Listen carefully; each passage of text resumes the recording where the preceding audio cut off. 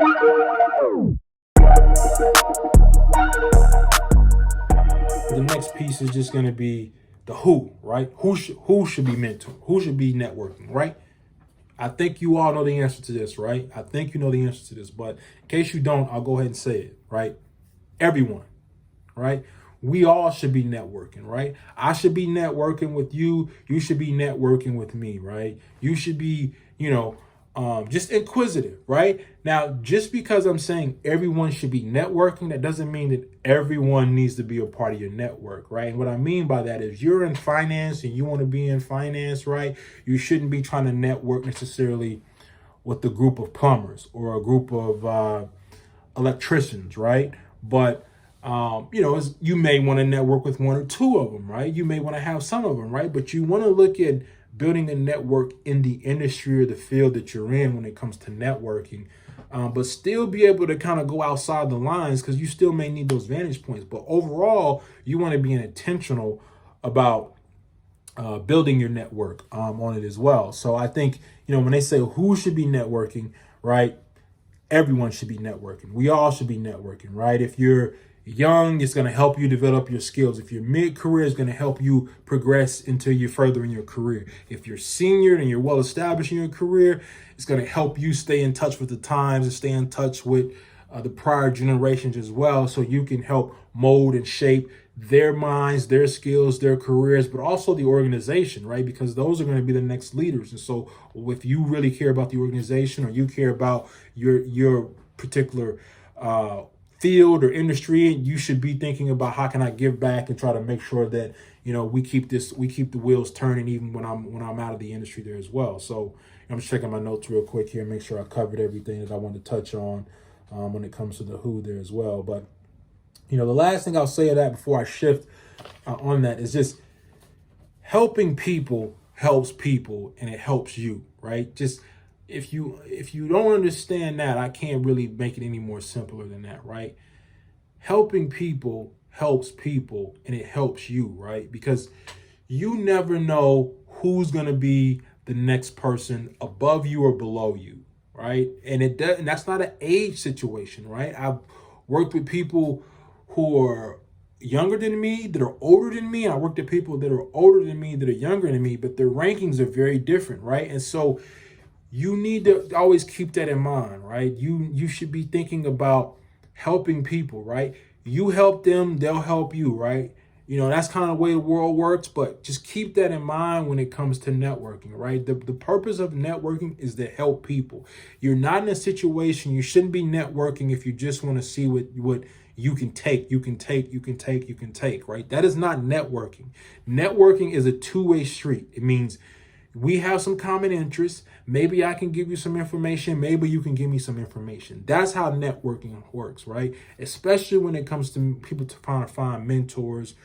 You need to be able to give something to that mentor because they're going to give you some time, right? And they may not want, they need to be selective or picky about who they give their time to, who they give their time to. They have their jobs, their personal lives, and a bunch of people trying to get their time. And so when you approach, you're trying to find a mentor, you need to be able to bring something to the table that you can give, right? Work ethic, ideas, commitment, thoughts, whatever, right? But it needs to be a two-way street, right? And if you're becoming a mentor, you need to be able to give something back as well. You shouldn't be trying to just find out what they know so you can take the latest and greatest as well. Help them develop their careers. Give information back. Give stuff back so that they can move further on, because you will reap what you sow, right? It will come full circle. So, think about that, right? Helping people, right? That's really the goal when it comes to this. Help people pursue their passions, help people develop their skill sets so they can have successful careers,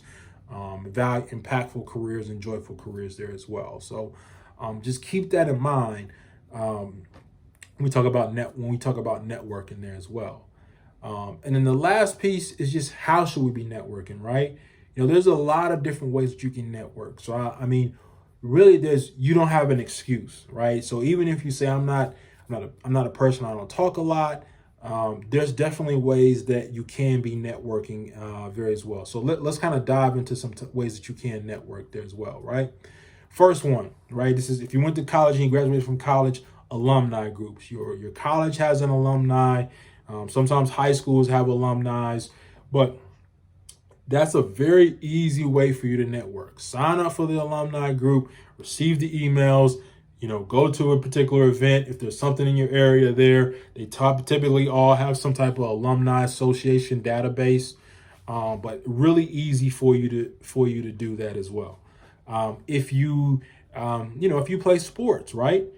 People that you play sports with, right? They typically move into sports careers, right? So if you grew up on a college team, you went to college and you played sports with Chris, and Chris is he left and graduated. He might have went to go be a coach somewhere, and you became a coach somewhere, right?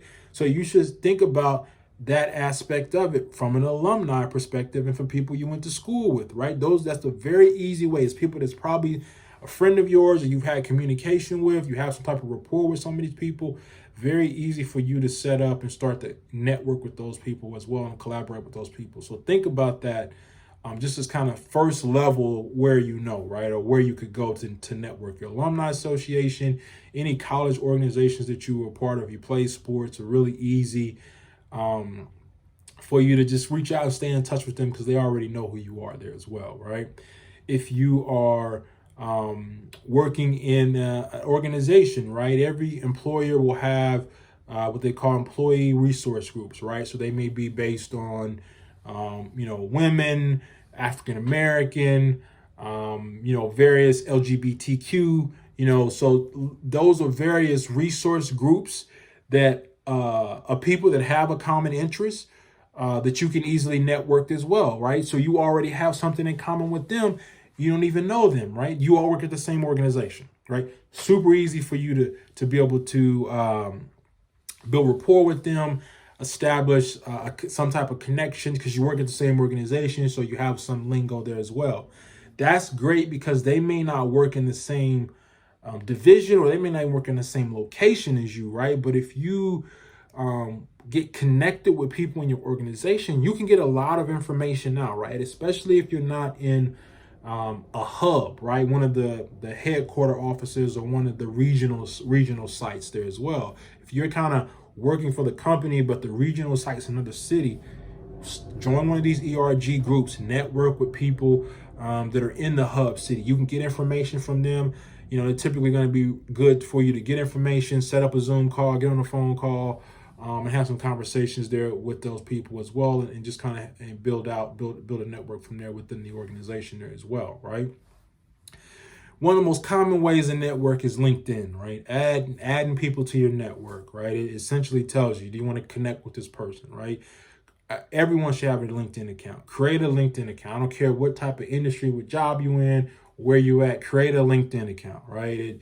It is it's free and it's easy for you. Get your professional picture and it'll help you build your network out. It'll give you suggestions of people that went to college with you, if they played some type of sports, if they are in specific organizations there that you are in as well. You essentially just go put your information in, and it'll tell you people that might be good for you to network with. So if you don't know, you can just literally just click on there and send them a connection or request and add to your network. They may deny you, but you can literally just add people to your network as well. So highly encourage people to set up a LinkedIn as well. Next one I just want to talk about is going to be industry association groups, right? So, if you're an electrician, there may be an electrician group that of network of individuals that you can network with, right? If you are a financial advisor, right? There are financial advisor groups, right? There are some for different ethnic backgrounds, right? That you can join as well. But thinking about that, right? People that have like-minded thoughts, right? But they still may be spread out across the country as well, right? But you can easily join a group, message board. If you're a certified financial planner, there's a network of certified financial planners there as well. So, these are things that you can join a group of people who have some type of similar interest in you from the get-go as well, right? It's really easy for you to, sign up or join one of these groups. You can just go online, type in whatever industry you're in, and type in association groups, right? It's easy for you. Most of them are free. If there is a fee, be aware of it. Just make sure you do your due diligence on it as well. But it's really good for you to get in one of those groups and network with people. Sometimes they're in your area, sometimes they're not in the area, but I think it's a very value add for you in that aspect of it there as well. Then other places you can just network. These are just kind of some natural spots that people can network, right? Birthdays, functions, right? You go to another friend's house, right? Have conversations with people in the room, right? You never know who you're going to run into, what they do, what they're interested in as well, right? But be willing to put yourself out there. I know it can be kind of a scary thing if you're trying to talk to a random stranger. Some people just say, hey, I'm not a people person. But trust me, if you're showing up there to a birthday party or some type of event like that, people come to talk. They're not coming to sit on the sideline and stare at the wall, right? So have a conversation with these people, right? Talk about them, right? Tell about yourself, right?